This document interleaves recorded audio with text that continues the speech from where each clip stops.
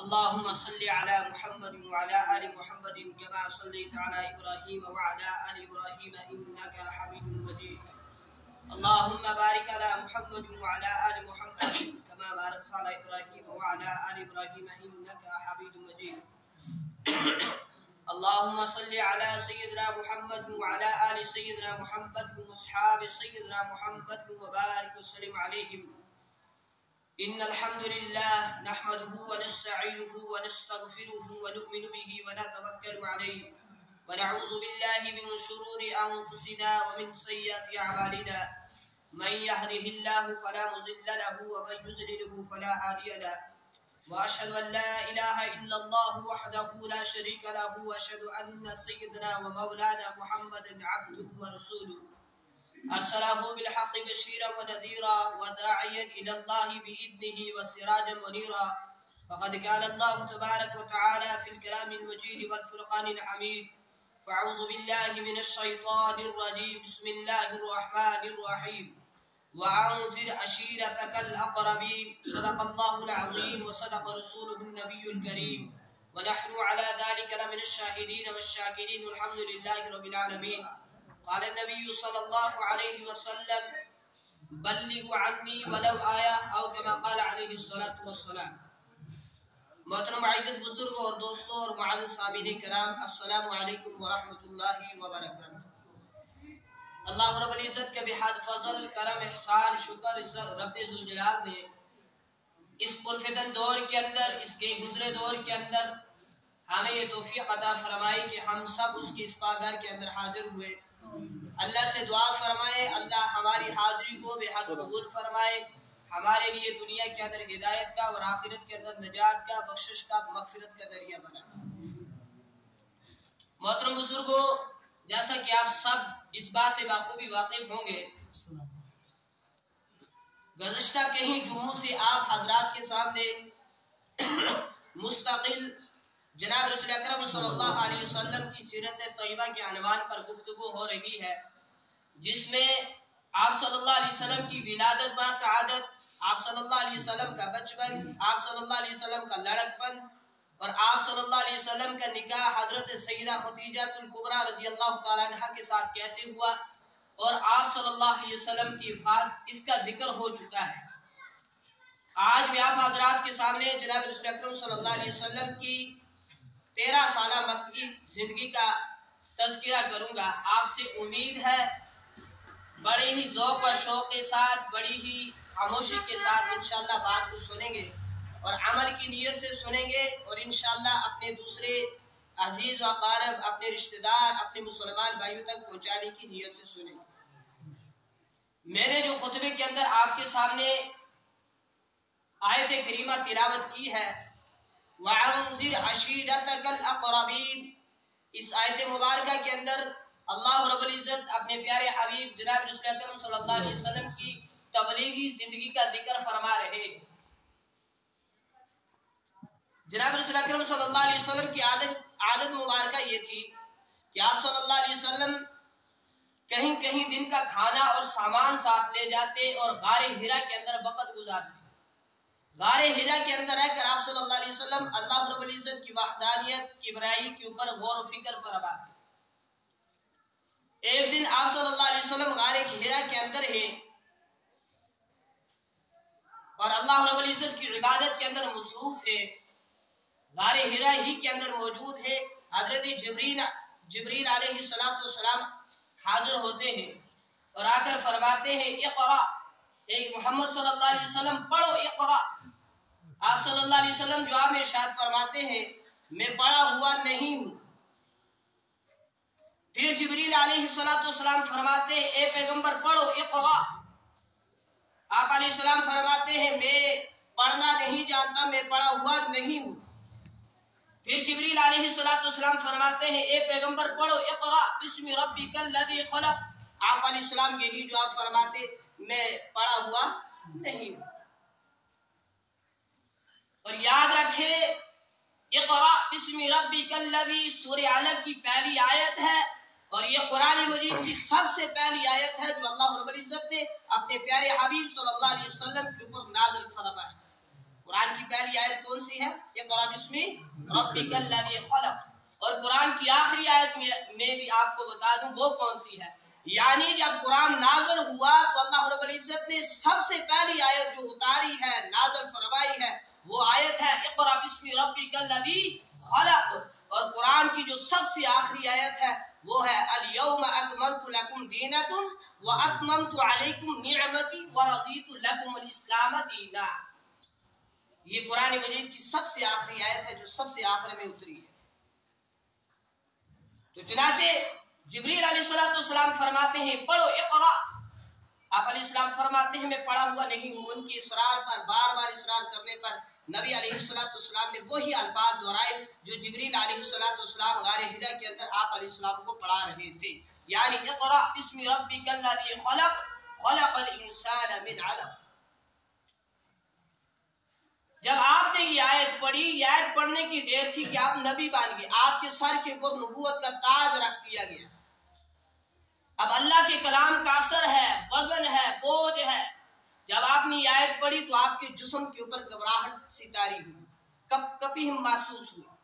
آپ جب واپس فوراً گھر کے اندر تشریف لے آتے ہیں تو گھر کے اندر موجود ہے حضرت خدیجہ الکبریٰ رضی اللہ تعالی عنہا، اور یاد رکھیں یہ وہ خاتون ہے، یہ عظیم ہستی ہیں حضرت خدیجہ الکبریٰ رضی اللہ تعالی عنہا۔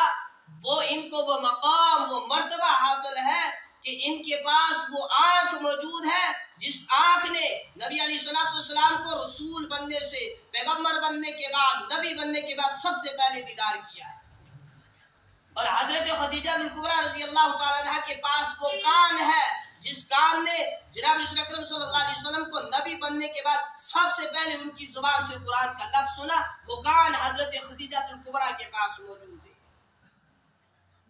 تو خیر جب آپ گھر کے اندر آتے ہیں، جسم کانپ رہا ہے، کپ کپی طاری ہے، آپ حضرت خدیجہ سے فرماتے ہیں مجھے کمبل اوڑھ دو۔ انہوں نے کمبل اوڑھ دیا، آپ کپ کپی ہی کے عالم میں لیٹ جاتے ہیں۔ اتنے میں حضرت خدیجہ پریشان ہو جاتی ہے، دیکھتی ہیں کہ میرا شوہر کانپ رہا ہے، میرا خامد کانپ رہا ہے، ان پر کپ کپی طاری ہے، وجہ کیا ہے؟ پریشان ہو جاتی ہے۔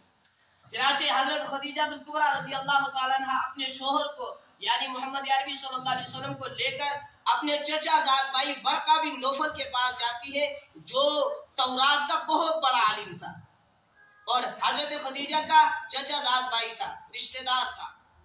اس کے پاس لے کر جاتی ہے اور اس سے فرماتی ہے کہ بھائی میرے شوہر کو دیکھو، خامد کو دیکھو، یہ ان کی عادت تھی کہ یہ بہت سارا سامان یا کچھ دن کا کھانا پینا ساتھ لے کر غار حرا کے اندر جاتے تھے، وہ اللہ کی عبادت کرتے رہتے تھے۔ لیکن یہ فرماتے ہیں کہ میرے پاس ایک فرشتہ آیا ہے، اس نے آ کر مجھے اقرأ بسم ربک الذی آیت پڑھائی ہے۔ اس آیت پڑھنے کے بعد میرے جسم کے اوپر جو ہے وہ کپ کپی طاری ہے، گھبراہٹ جی محسوس ہے۔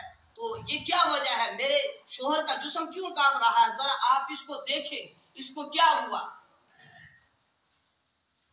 اس کے اوپر کچھ دم کرے، کچھ علاج کرے، کچھ علاج بتائیں کہ میرے شوہر کو کیا ہوا۔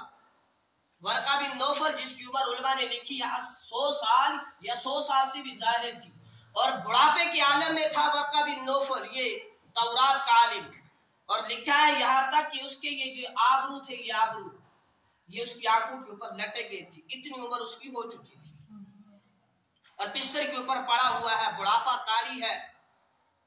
یہ باتیں سننے کے بعد ورقہ بن نوفل اپنی بہن سے حضرت خدیجہ الکبریٰ رضی اللہ تعالیٰ عنہ سے فرماتا ہے کہ مجھے اٹھا کر بٹھاؤ۔ اٹھا کر بٹھایا گیا، فرماتا ہے میری آنکھوں سے پردے ہٹاؤ۔ پردے ہٹائے گئے، پردے ہٹنے کے بعد ورقہ بن نوفل نے جناب رسول اکرم صلی اللہ علیہ وسلم کے چہرے انور کا دیدار کیا۔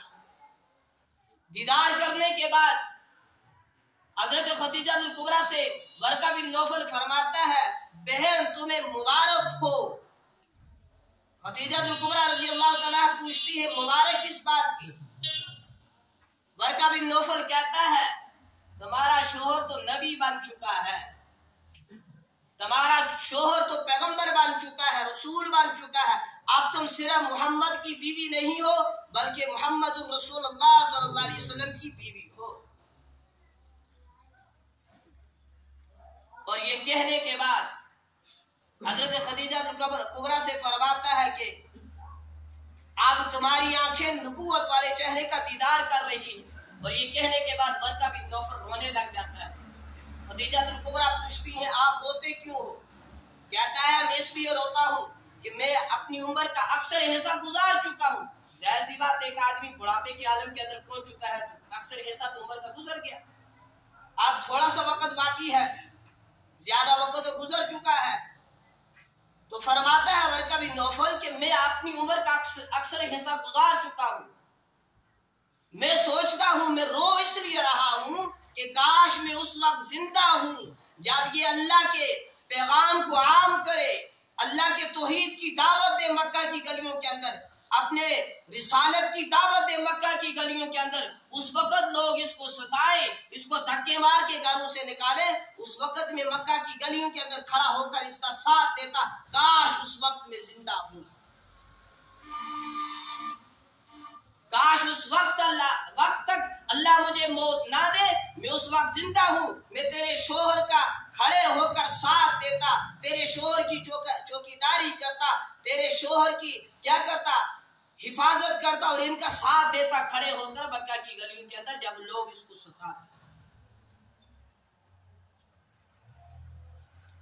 اور پھر ورقہ بن نوفل کہتا ہے بہن تمہارا نبی، تمہارا شوہر اب نبی بن چکا ہے، اسے کچھ نہیں ہوگا، تم اسے واپس لے جاؤ۔ اور ورقہ بن نوفل کہتا ہے میں نے تورات کے اندر جو نشانیاں پڑھی وہ ساری کی ساری اس کے چہرے کے اندر موجود ہے، میں نے انجیل کے اندر جو نشانیاں پڑھی وہ ساری کی ساری ان میں موجود ہے، میں نے زبور کے اندر جو نشانیاں پڑھی ہیں وہ سب کی سب اس کے چہرے کے اندر موجود ہیں، یہ وقت کا نبی ہے، تم اسے ساتھ لے جاؤ، اسے کچھ نہیں ہوگا۔ چنانچہ حضرت خدیجہ کبریٰ رضی اللہ تعالی عنہ حضور صلی اللہ علیہ وسلم کو لے کر واپس گھر آ جاتی ہے۔ 40 سال کی عمر میں بظاہر آپ کو نبوت ملی، 40 سال کی عمر میں، اور پھر 3 سال تک آپ نے تبلیغ شروع نہیں کی، یعنی 43 سال تک جب ہوئے 3 سال اور گزرے تو 3 سال کے بعد گزرنے کے بعد قرآن مجید کی آیت نازل ہوئی جو میں نے ابھی خطبے کے اندر پڑھی تھی، وَأَنذِرْ عَشِيرَتَكَ الْأَقْرَبِينَ۔ اللہ رب العزت اس آیت کے اندر فرمایا پیغمبر صلی اللہ علیہ وسلم اپنے رشتہ داروں سے، اپنے خاندان والوں سے، اپنے گھر والوں سے تبلیغ کا آغاز کرو، تبلیغ کی شروعات کرو، اور اس دعوت کی شروعات کہاں سے کرو؟ محلے سے نہیں، گاؤں سے نہیں، بستی سے نہیں، ملک سے نہیں، بلکہ اپنے گھر سے، اپنے قریبی رشتہ داروں سے، اپنے خاندان والوں سے اس تبلیغ کا آغاز کرو، میرے دین کو عام کرو، میرے پیغام کو آگے پہنچاؤ۔ وَأَنذِرْ عَشِيرَتَكَ الْأَقْرَبِينَ۔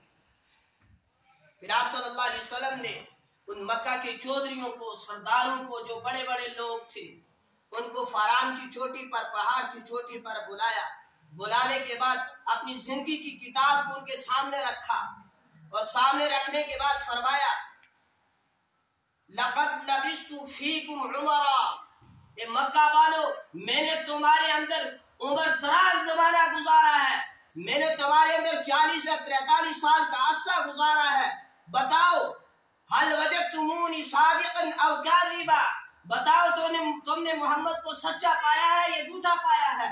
وہ سارے لوگ بوقت ایک وقت زبان ملا کر سارے لوگ فرماتے ہیں ما وجدنا فیک الا صدقا، اے محمد صلی اللہ علیہ وسلم ہم نے آپ کو کہیں بار آزما کر دیکھا، ما وجدنا فیک الا صدقا، ہمیشہ آپ کو سچا پایا ہے،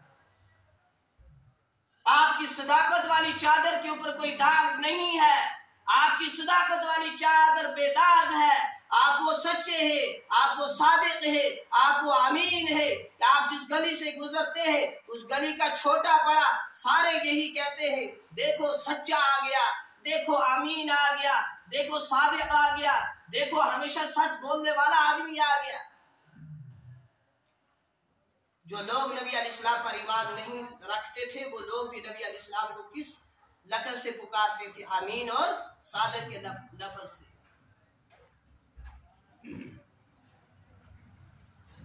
کہا آپ کی چادر، صداقت والی چادر کی بہت عظمتیں ہیں، آپ کی چادر بے داغ ہے، صداقت والی چادر، یعنی آپ بالکل سچے ہیں، صادق ہیں، ہمیشہ سچ بولتے ہیں۔ آپ نے فرمایا پھر میری بات سنو جو میں کہنا چاہتا ہوں۔ کہا کیا؟ فرمایا اگر میں یہ کہوں کہ اس پہاڑ کے دامن میں ایک قافلہ آ رہا ہے جو تم پر حملہ آور ہوگا تو تم میری بات کو مانو گے؟ کہا کیوں نہیں مانیں گے، آپ تو ہمیشہ سچ بولتے ہیں۔ ہم تسلیم کریں گے، آپ جو کہہ رہے ہیں وہ بالکل کیا ہے، حق ہے، برحق ہے، سچ ہے۔ پھر فرمایا اب میری بات سنو، میں کیا کہنا چاہتا ہوں۔ فرمایا ایک دن آنے والا ہے جسے قیامت کا دن کہا جاتا ہے، اس دن حساب و کتاب ہوگا، اس دن تم سب کی پیشی ہوگی اللہ کے حضور میں۔ یا ایھا الناس، اے لوگو، قولوا لا الہ الا اللہ تفلحون، اللہ کی توحید کے اقرار کر لو، میری رسالت کے اقرار کر لو، اللہ کی ذات پر ایمان لے آؤ، مجھے اس کا رسول مان لو، تفلحون، تم کامیاب ہو جاؤ گے، تم کامران ہو جاؤ گے، تم منزل کو پالو گے۔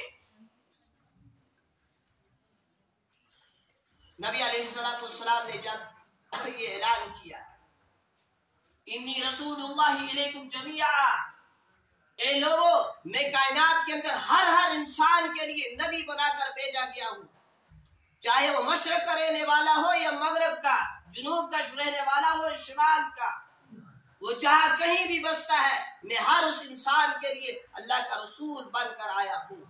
جب فاران کی چوٹی پر نبی علیہ السلام نے اللہ کی توحید کے اعلان کیا، اپنی رسالت کے اعلان کیا، تو وہ مکہ کے کافر کہنے لگے، وہ بڑے بڑے سردار کہنے لگے، اے محمد صلی اللہ علیہ وسلم کیا تم نے ہمیں اس لیے یہاں بلایا تھا کہ تم یہ کہہ سکو اللہ ایک ہے، سب کچھ اسی سے ہوتا ہے، اور ہمارے جو 360 بت ہیں یہ کچھ نہیں کر سکتے؟ کہا نعوذ باللہ، محمد تم ہلاک ہو جاؤ، صرف اتنی سی بات کے لیے ہمیں اس پہاڑ پر آپ نے بلایا تھا۔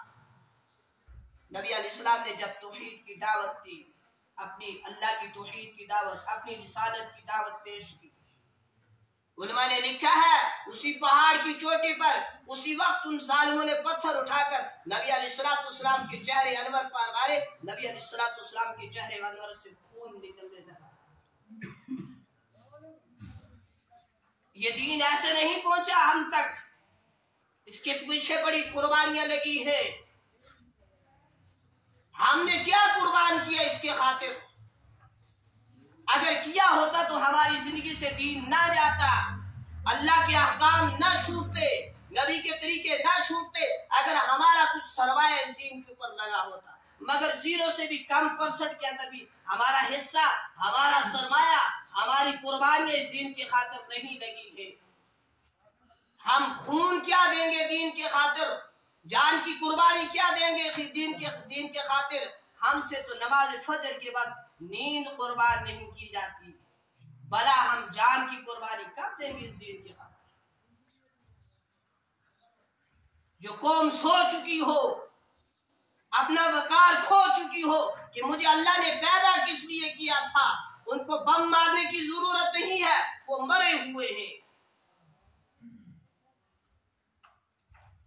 تو اس لیے جاگنا ہے، اٹھنا ہے، اس نیند سے بیدار ہونا ہے۔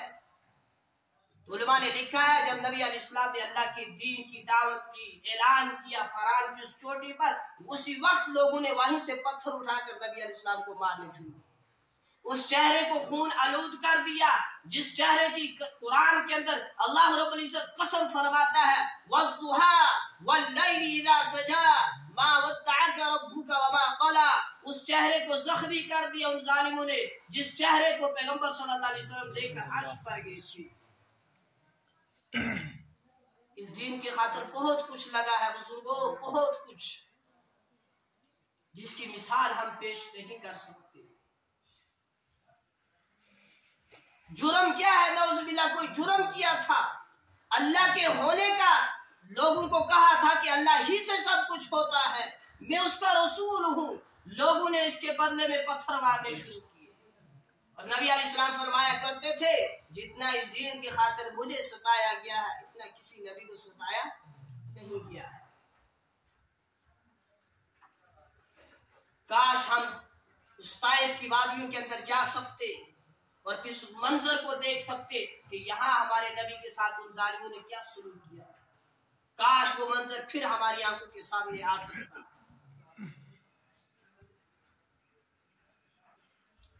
تو بزرگوں، بسا اوقات لوگ کہا کرتے ہیں، ہم سے بھی کہا اور باقی والوں سے بھی کہتے ہوں گے، کیا مولوی صاحب آپ بیان کرنے کے دوران کبھی زبان سے ایسی بات نہ نکالنا جس کی وجہ سے کسی کا دل ناراض ہو جائے۔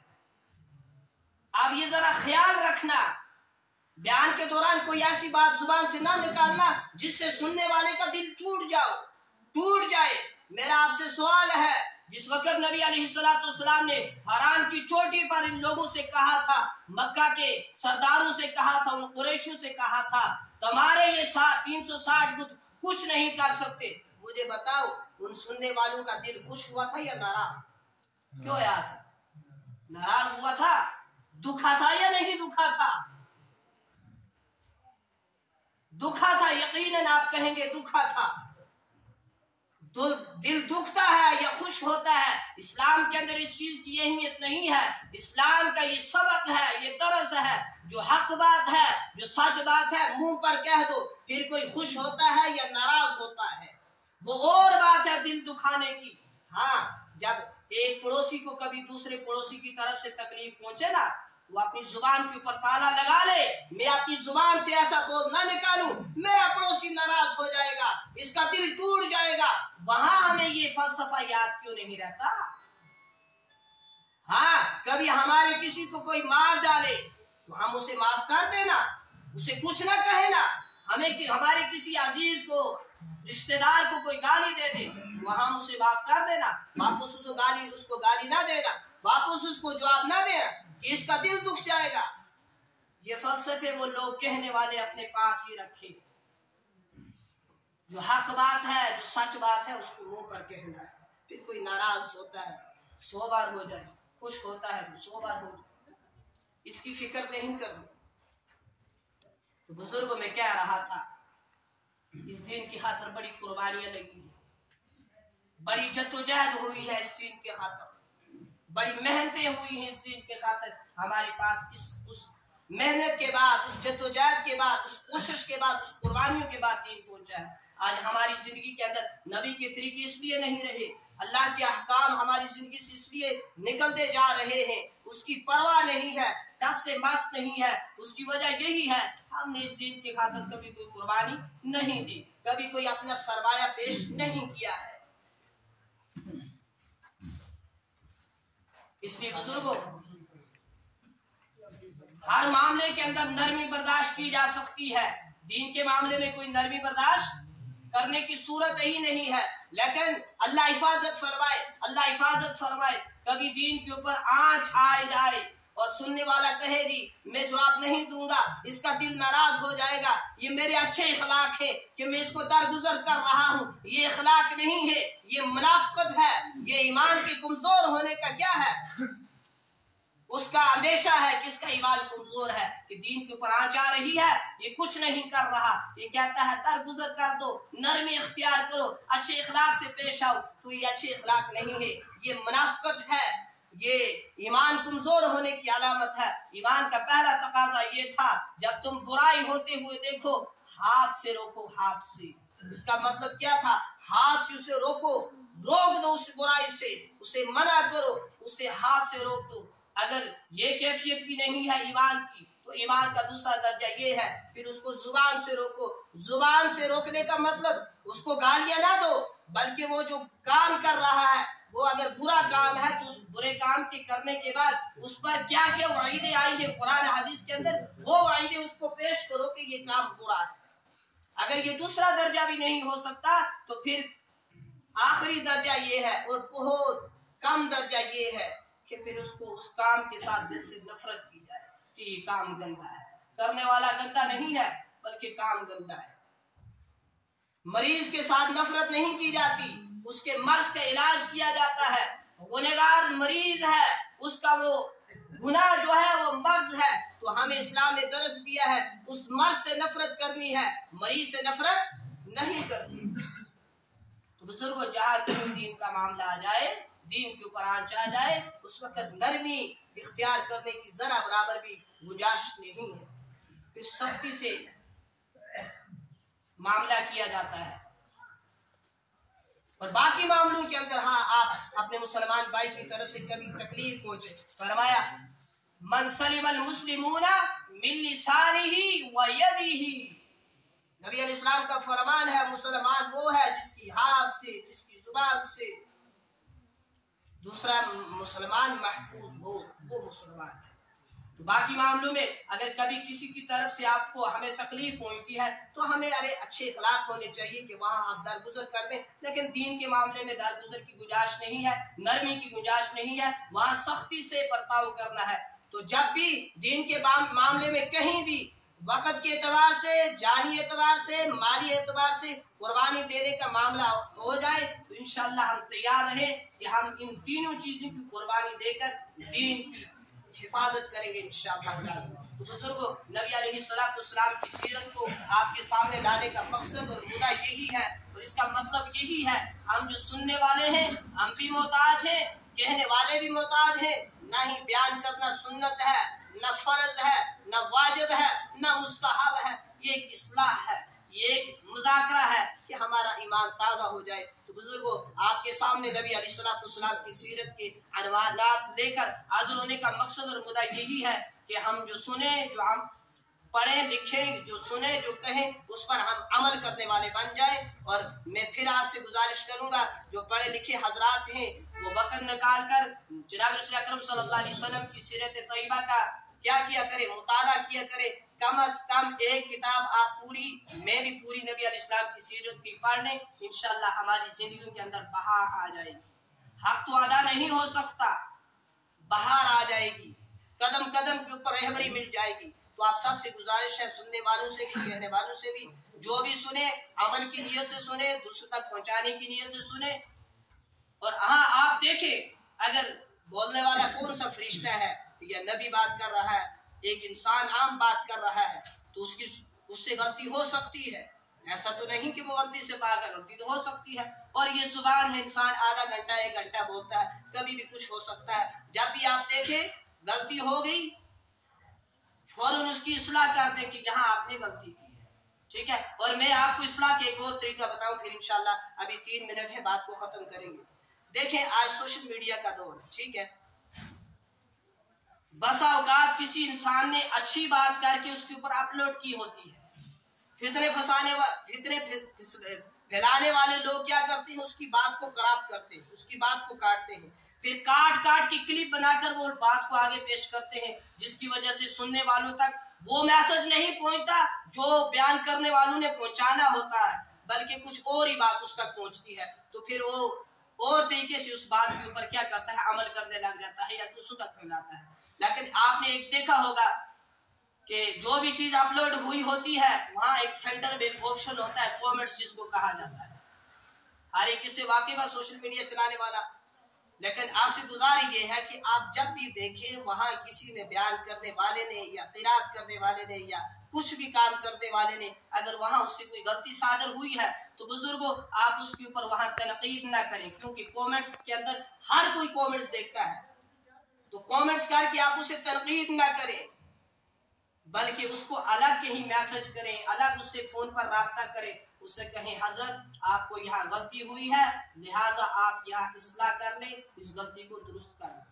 ये है इस्लाह का असल तरीका। लेकिन अगर हमने बड़े बनने के चक्कर में उसकी वहां इस्लाह कर दी, चाहिए कि हम इसकी इस्लाह कर लें, कमेंट्स किया, तो फिर बुजुर्गों हमने इस्लाह नहीं की बल्कि उसके ऊपर तनकीद की है, फिर हमने उसको जलील करने की कोशिश की है। इस्लाह का असल तरीका ये था, उसको कहीं अलग लिया जाए, उससे बात की जाए, आपको यहाँ गलती है, आप इसको दुरुस्त कर ले, अपनी इस्लाह कर दे। लेकिन किसी 10 आदमियों के सामने उसको टोक देना, और तो कोई था गलती है, वह सही कर की, ये इस्लाह का अच्छा तरीका नहीं है।